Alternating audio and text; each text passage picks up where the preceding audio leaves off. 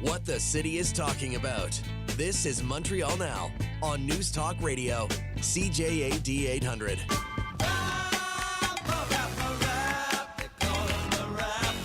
That is James Mennie. He is over at the Montreal Gazette.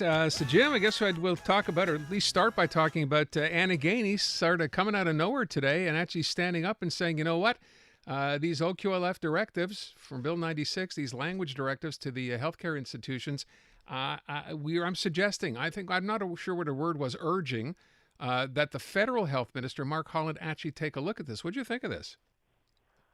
Well, on one hand, the content of the message is not surprising. I've had this conversation in the past where I mentioned that, the Canadian Health Act essentially ensures a certain level of service and a certain type of service throughout the country.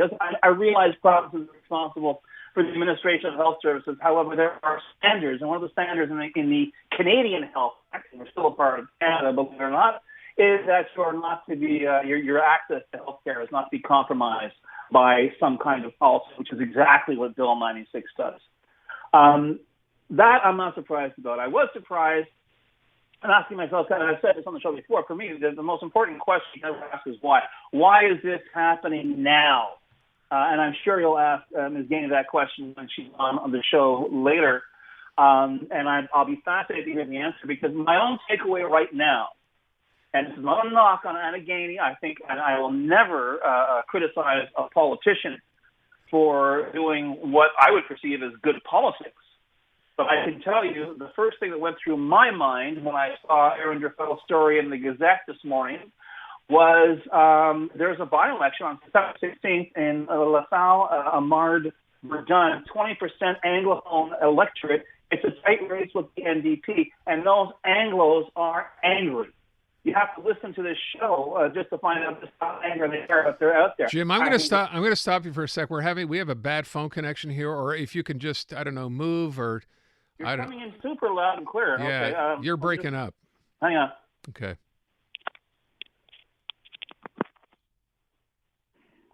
How do I sound now? Now you sound good. Okay, let's pick it up from that. So you're talking about the by-election in LaSalle, Verdun?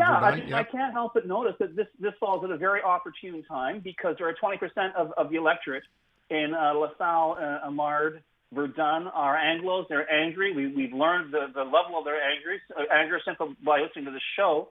So it comes at a very opportune time for the, let's face it, the beleaguered federal Liberal Party. This is a by-election, frankly, that if they lose this, like I say, a lot of dominoes are going to start to drop very, very quickly. But if nothing else, to me, and once again, I'm not imputing this as a motive to her, but I'm saying you cannot help but notice the very convenient coincidence of this. On the other hand, of course, though, she's to a certain extent placing heat on her own government to act on this, to do one thing or another. And let's face it, nobody orders lunch without clearing it with Justin Trudeau first. So it's going to be very, very interesting to see how far this gets with the Trudeau government, and whether indeed, after, God help us, 6 years of essentially being François Legault's personal doormat, will Justin Trudeau turn around and start acting like a prime minister for all Canadians? We'll soon find out. I guess the question I would ask, and Anthony Housefather weighed in on this too, another Montreal area MP, they're both going to be on just after 5:30. Yeah.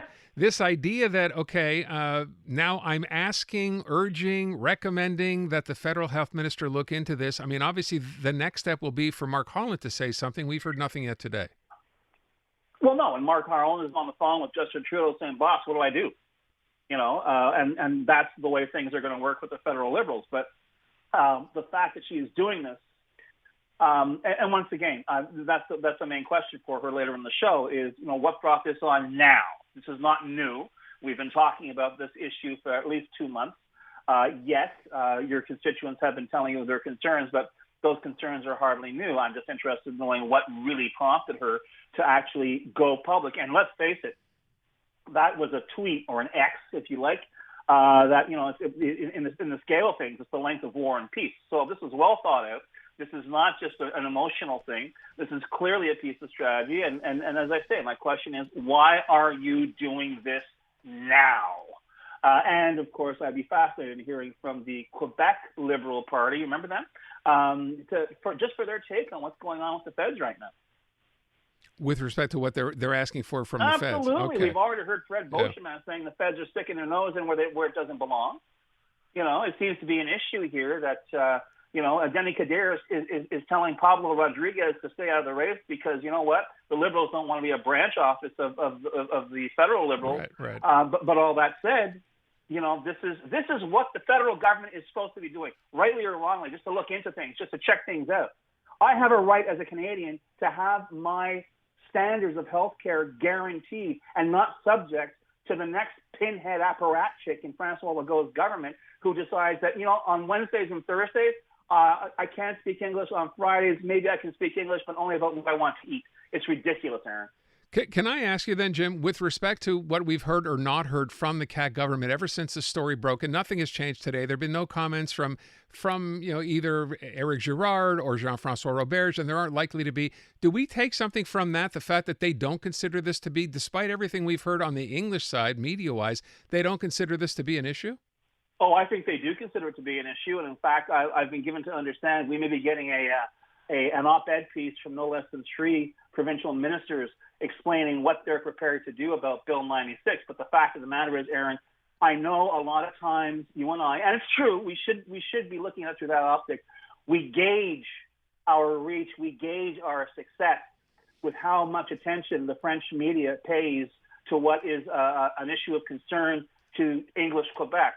Guess what? I think the message finally got through to Francois Legault and his entourage. English Quebec's not going to wait for the French media to pay attention.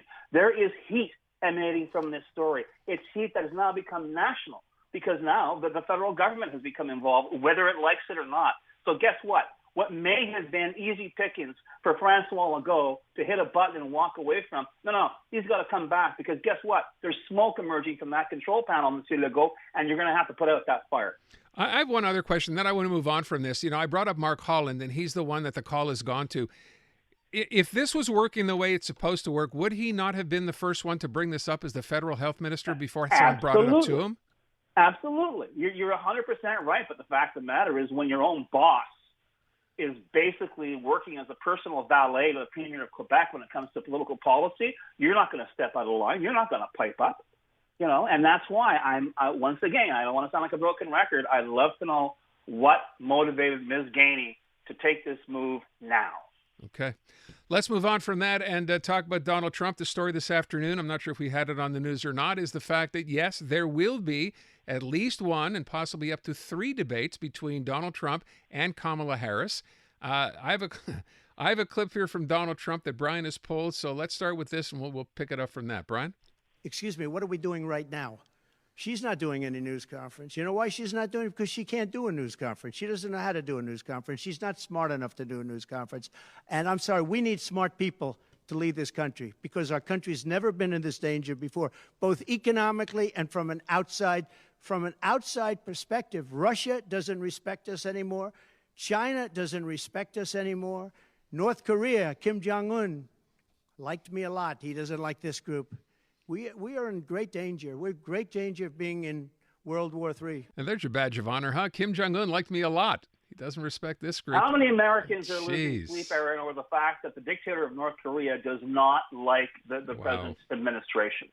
That's the question. Why do you hold a press conference at 2 o'clock in the afternoon in Mar-a-Lago with, quite frankly, your own sort of coterie of correspondents covering it? You do it because you know you're in huge trouble. As for these debates, let's be careful. Donald Trump has simply been shamed into honoring the first commitment he made to a debate then with Joe Biden on September 10th. Remember, he tried to turn it around and said, yeah, well, I'm also going to have a debate on September 4th on Fox with my moderators and my crowd in the audience. And the Harris ticket simply said, we're not going to do that. No, forget it. He's trying to move the initiative clearly from her campaign to his. Yeah. And this, and I'm telling you, I mentioned this earlier this week, and I'm standing by it, Aaron. Don't be surprised if you see this guy cut and run before voting day. But it's clear the desperation now is beginning to bubble up. And the clip you played, my friend, I was able to hear a lot, not the whole thing, but a fair amount of it. You just heard the creme de la creme, the solid gold version of Donald Trump's press conference. The rest, honest to God, sounded like a guy who was simply trying to keep his base. Never mind expand your vote. Just the usual MAGA, cultist who everything's a conspiracy and whatever. He's already mentioned he's raising Kamala Harris's ethnic heritage. Is she black? Why is she so possible? Well, she's a woman and she represents certain groups. That's where we're going, and the road is heading downwards. The question will be, is it possible that what's left of the Republican Party, which has been completely discredited on every level, will at the end even become so disgusted itself that it's just going to turn its back on Donald Trump? Probably not. But right now, I would say here we are. It's the 8th of August, and Donald Trump is already making noises like, could you please direct me to the parachute locker again? That's where we are. Okay. Remember that from yesterday. You actually went out and said, and you double down right now saying, don't be surprised if he just decides to walk away. Okay. Jim, thank you. Ciao, man.